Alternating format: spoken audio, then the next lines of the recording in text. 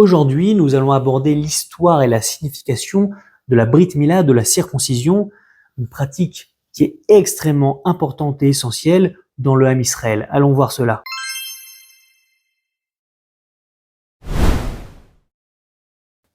Bien avant l'apparition des premiers royaumes ou des premières écritures, des témoignages de certaines formes de modification du prépuce semblent déjà apparaître.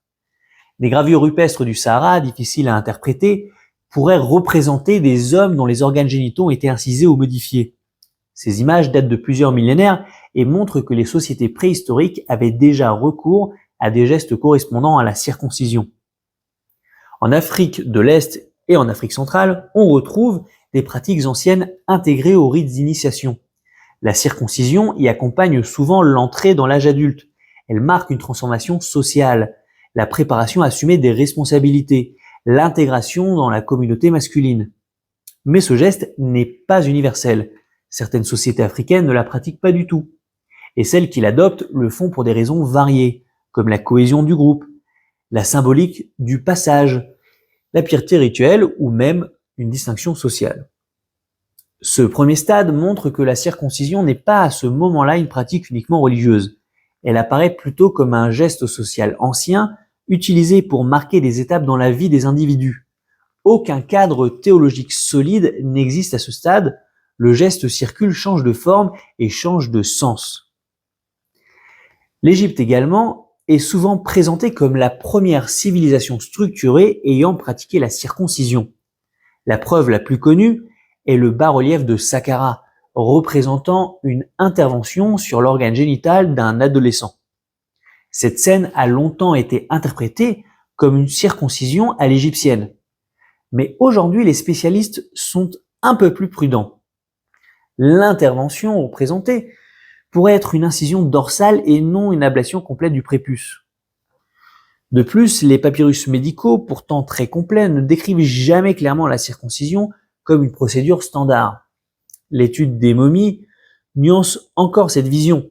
Certaines semblent incisées et d'autres non, y compris des personnages de haut rang, comme par exemple Ahmosis Ier, premier roi de la 18e dynastie, qui ne semble pas circoncis. Tout cela indique que la pratique existait, mais qu'elle n'était ni universelle, ni systématique, ni centrale dans la religion égyptienne. Elle pourrait avoir concerné certaines castes, peut-être les prêtres, mais en tout cas pas l'ensemble de la société.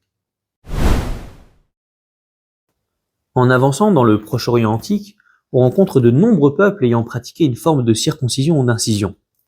Certains groupes syriens, des peuples d'Arabie, des Colchidiens et des populations éthiopiennes. Ces témoignages proviennent en grande partie de sources grecques tardives ou hérodotiennes.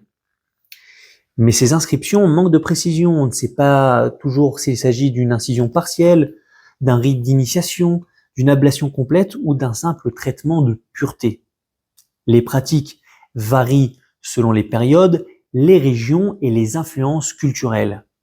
Les Phéniciens fournissent un bon exemple. Tantôt mentionnés comme circonciseurs, tantôt décrits comme ayant abandonné la pratique, notamment sous l'influence grecque. Les Iduméens, quant à eux, ont adopté la circoncision après leur intégration au royaume juif sous Jean Hyrcane, ce qui montre que la pratique pouvait être importée pour des raisons politiques ou religieuses. Même si dans la Bible, on voit que les Iduméens sont mentionnés comme ayant pratiqué la circoncision dans des temps plus anciens, et donc il s'agirait plutôt d'un retour à la pratique ancestrale de leur père. Dans le Proche-Orient, la circoncision existe donc, mais sans structure religieuse centrale. Elle n'est pas un marqueur obligatoire ni un signe théologique majeur. Elle est un rite parmi d'autres, souvent d'initiation, rarement un symbole permanent. D'ailleurs, il est flagrant que dans l'histoire des fils de Jacob qui demandent à la ville de Shrem de se circoncire, on peut comprendre que c'était un rite plutôt connu et que les habitants de Shrem comprenaient de quoi il s'agissait. Avec le Ham Israël et Abraham, le sens du geste se transforme profondément. Dans la Torah, la circoncision est présentée comme une alliance entre Dieu et Abraham. Un engagement durable, un signe inscrit dans la chair. Elle est pratiquée le 8e jour, ce qui en fait un acte très précoce lié à la naissance, et à partir de ce moment, la circoncision n'est plus qu'un rite social, mais également un commandement religieux, un signe d'appartenance à une alliance et à un engagement intergénérationnel. Elle s'intègre à la loi, à la vie familiale et au rythme communautaire. Les textes bibliques soulignent son importance à plusieurs reprises. Moshe Rabbeinu manque de la pratiquer sur son fils et doit affronter une entité menaçante. Yehoshua doit circoncire la génération qui est entrée en Canaan. Et les prophètes y font souvent référence comme un symbole de fidélité à Dieu. La circoncision devient ainsi un pilier de la vie juive, mais ce sens religieux profond ne deviendra vraiment visible comme un sens identitaire qu'à l'époque hellénistique, lorsque les Juifs seront confrontés vraiment à un monde où ce geste est incompris, rejeté ou moqué. L'époque hellénistique, puis romaine, est un tournant décisif, car jamais auparavant les Juifs n'avaient été autant exposés au regard extérieur. Et la circoncision devient soudain un sujet de controverse majeure. Car pour les Grecs, couper le corps est une mutilation et enlever le prépuce est associé à détruire l'esthétique du corps parfait. Alors que, soit dit en passant, pour les Juifs, le modèle du corps parfait, c'est celui d'Adam avant la faute qui était lui circoncis. Les bains publics ou le gymnase, qui sont des espaces centraux de la sociabilité grecque, mais où les gens sont nus, rendent visible toute différence corporelle. Ce qui place les Juifs face à un problème. Comment participer à la vie publique sans être rejetés? Certains Juifs tentent alors l'épipasse, une opération destinée à allonger artificiellement le prépuce.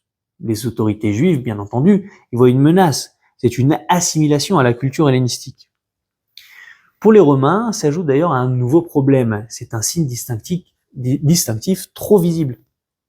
Car dans un empire qui valorise un certain universalisme, la circoncision devient un symbole de particularisme.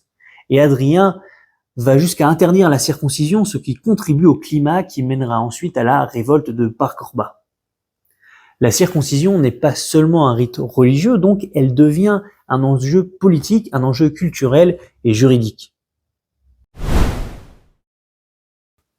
Philon d'Alexandrie, philosophe juif du 1er siècle vivant dans un monde profondément hellénisé, tente d'expliquer la Brit Mila à un public gréco-romain. Il cherche des arguments rationnels, médicaux et symboliques, et voici les 5 raisons principales qu'il donne. Premièrement, il commence par l'argument le plus médicalement accessible à son époque. Selon lui, le prépuce est sujet à une inflammation qu'il identifie comme une forme ancienne d'anthrax ou de fièvre charbonneuse. Chez les nouveau-nés, explique-t-il, la région peut s'infecter ou se mettre à suppurer. La circoncision serait donc pour lui une mesure préventive destinée à réduire les risques de maladies liées à l'humidité et aux sécrétions. Deuxièmement, Philon compare la pratique juive à celle des prêtres égyptiens, qu'il décrit comme extrêmement attentifs à la pureté corporelle. Les Égyptiens, dit-il, se rasaient systématiquement pour éliminer toute impureté cachée sous les poils. De la même façon, enlever le prépuce permettrait d'exposer une zone du corps qui sinon accumulerait des déchets, de l'humidité et des impuretés. On a donc là un geste de purification physique, mais également un symbole de pureté morale.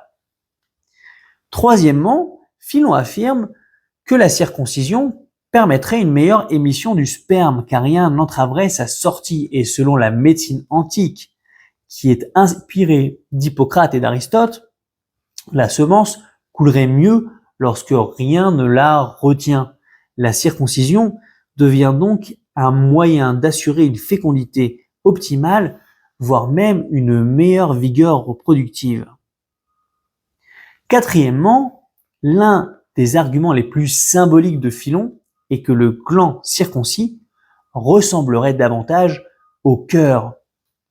Dans la pensée juive de l'époque, le cœur, c'est le centre de la vie, de l'intelligence, des émotions et également de la volonté. Et en dévoilant le gland, on mettrait en lumière l'organe créateur comme on met le cœur qui est à nu, et quelque part, il s'agit d'une introspection spirituelle qui est gravée dans le corps lui-même. Cinquièmement, Philon considère la circoncision comme une forme d'éducation morale. Ils pensent que réduire le prépuce élimine la sensualité excessive et éloigne l'homme des passions comme la luxure, l'orgueil et la recherche de domination et d'honneur. La Mila devient donc pour lui un geste de maîtrise de soi, une façon de couper ce qui chez l'homme attire vers les plaisirs, les excès et les honneurs vains. Chez les Mekoubali, on va rattacher l'idée d'enlever le prépuce à un acte médical au sens large et au sens symbolique. Il faut laisser se dévoiler les forces de la vie pour pouvoir guérir le monde. Le Talmud dira même que la 8e bénédiction de la Hamida est la bénédiction sur la guérison, car la Mila se fait le 8e jour, et ce n'est pas une coïncidence si après la Brit Mila d'Abraham suivra la destruction de Sodome, et cela enclenchera le début du processus messianique. Après l'épisode de la circoncision forcée des Iduméens, on comprend bien que la circoncision devient un enjeu identitaire essentiel pour les Juifs dans la période gréco-romaine. D'ailleurs, à cette époque-là, pour pouvoir épouser une princesse juive, il fallait absolument pour un roi être circoncis.